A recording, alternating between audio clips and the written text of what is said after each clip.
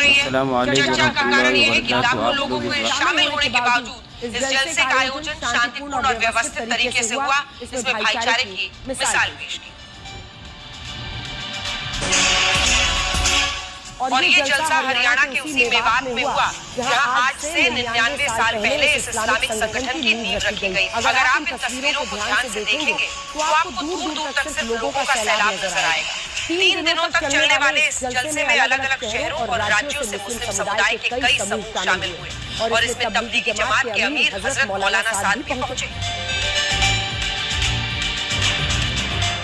इस भीड़ को 1000 से ज्यादा वॉलंटियर्स ने संभाला और इस दौरान जलसे में शामिल होने वाले मुसलमानों के लिए कई तरह की व्यवस्था भी की गई।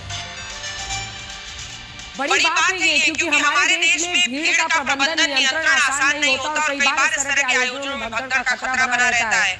लेकिन तबलीगी